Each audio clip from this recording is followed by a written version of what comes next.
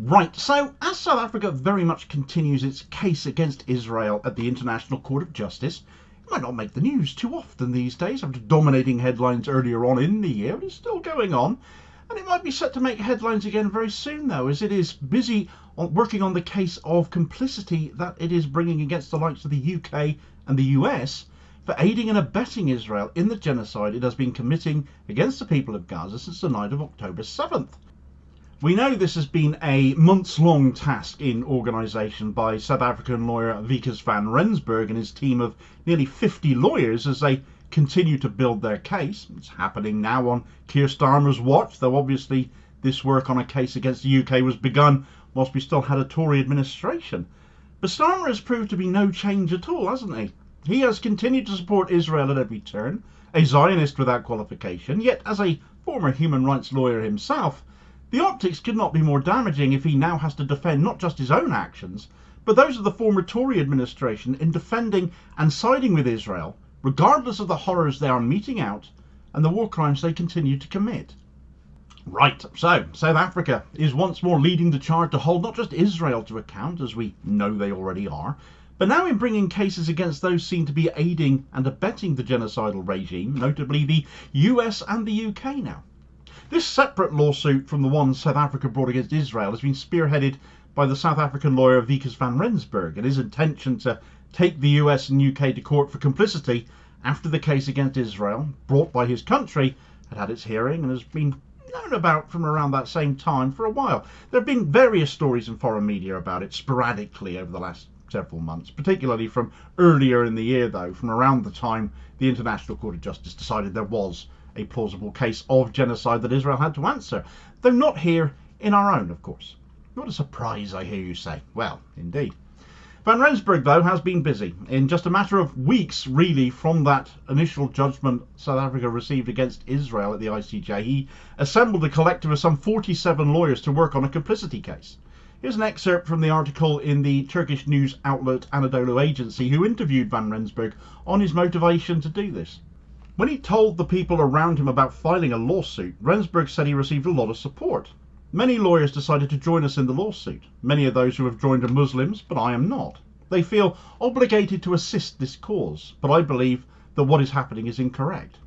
What happened in Iraq is an example of this, he said, noting that no one held the US accountable for the crimes it committed in the Middle Eastern country, as the issue was not given the necessary importance.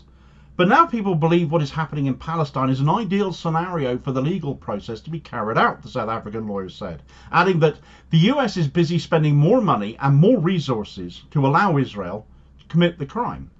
No one says stop, enough is enough, he remarked.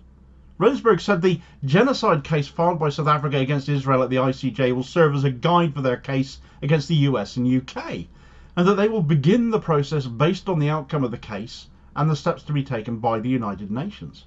It isn't like the evidence against the UK isn't building up and hasn't continued to build up since the beginning of the year, and certainly since Keir Starmer took over as Prime Minister.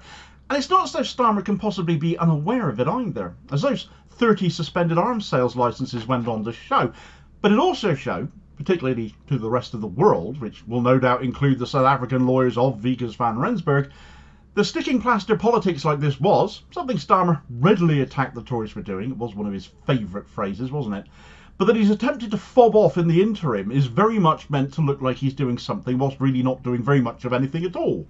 And as a show of how much trouble this Starmer administration might be in with South Africa, this excerpt from a recent Al Jazeera article kind of spells it out. In the context of the ongoing genocidal Israeli war in Gaza and the West Bank, all states have the duty to impose a full arms embargo on Israel. This duty derives from decisions of the International Court of Justice, ICJ, from January and July that concluded Israel is plausibly carrying out genocidal actions in Gaza in violation of the Genocide Convention and is illegally occupying Palestine. This duty has also been asserted by the UN Human Rights Council and various UN experts. Stopping the flow of arms, energy and other key exports to Israel is meant to ensure the protection of the Palestinian people. Yeah, international law obligations trump political alliances. Who knew? Yet you wouldn't think so to see the way the US and UK continue to acquiesce to Netanyahu instead and his regime over and above legal findings by the ICJ, ignoring their obligations under the UN Charter in favour of that. And it does bring into sharp focus the perceived toothlessness of the UN in regard to such nations, especially since both are permanent Security Council members, when neither, frankly, are upholding international security right now. Though the UK figures 30 suspended licences might be good enough to get the pressure off them, it clearly isn't, when a full arms embargo should be implemented. And when even the Tory government and Margaret Thatcher managed to do just that in the early 80s, it shows how dismissive of international law subsequent governments have become, especially where it comes to Israel. And of course excuses along those lines have come out as well. The UK Foreign Office has, for instance, issued a legal note along with its decision to suspend those 30 out of 350 arms export licences on the basis that Israel probably was violating international humanitarian law, where they were blocking aid getting through to Gaza, or where they were clearly being exposed for mistreating prisoners and meting out torture, but stopped short of going any further. The implication of that is that the UK and US as well is that they consider the invasion of Gaza to basically be lawful, because if they didn't do that, they couldn't justify any further arms sales. And of course, one of their biggest arguments comes down to the supply of F-35 fighter jet parts, citing international cooperation on those jets would be hindered if they stopped allowing the parts the UK supplies, which, as I've spoken about before in another video, include the bomb release cradles for those jets into Israel. It's a nonsense, and frankly, it doesn't hinder the construction of the jets at all, merely where they can be sold and who to. To imply that Israel has a right to defend itself given what it is doing in Gaza and has been for getting on for a year now, though of course the abuse of the Palestinian people under Israeli regime control goes back a lot longer than that, but thinking in terms of the legal casework here and now, is also clearly a nonsense though. It is an excuse to just carry on. It is pleading ignorance, and ignorance is never any excuse in the eyes of the law. Israel is an occupying force over Palestine, over Gaza, has been for 57 years. They have no right to go to war against people they already rule over, control the movements of, abuse and subjugate, who they treat as less than human, such is the apartheid nature of that regime. There's an even bigger consequence of this South African court case, though, affecting the US as much as the UK, both being taken to the Hague as things stand, the US setting UK foreign policy, as it seems to do all the time, because both nations' foreign policies have been defined since the early 2000s by the US war on terror doctrine, which has also been widely accepted amongst numerous other NATO countries as well, which frankly I find entertaining no end when NATO's own charter, the North Atlantic Treaty, dictates a security interest to not override international law either. It was fine talk in the aftermath of 9/11, it was fine rhetoric when going after the likes of Osama bin Laden, but now one of their allies is the rogue state. The rules are now somehow different, aren't they? It gets applied when the West has a vested interest, it doesn't when the opposite is true. So it's little wonder the so-called war on terror gets viewed more and more as a tool of convenience for the West rather than a necessary universal framework. And I can't help but wonder if this is now potentially set to be routed by South Africa in the ICJ as part of their upcoming case over complicity, because I don't think those advocates of the war on terror mantra have much of a leg to stand on when it comes to Israel and Gaza. But if we're going to talk about security and international law in the same breath, and that both of these should be issues very much on the same page, where the US and UK seem most guilty, most banged to rights, why they should genuinely fear this court case coming down the line from South Africa over complicity, it's a simple fundamental truth that all nations have responsibilities and undertakings where there are concerns about security for their people. And that also includes Palestine.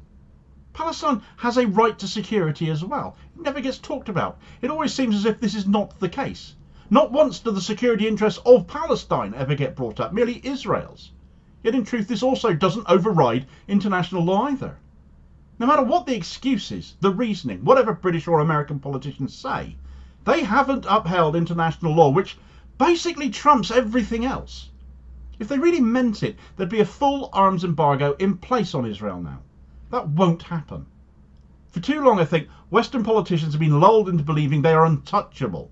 It is way past time accountability played its part again, and maybe South Africa are going to be the ones to bring it. As if to underline what the West, the likes of Starmer or Biden, are standing up to defend in defiance of international law, though, is the fact that now even human rights and standing up for them might just be about to be criminalised in Israel.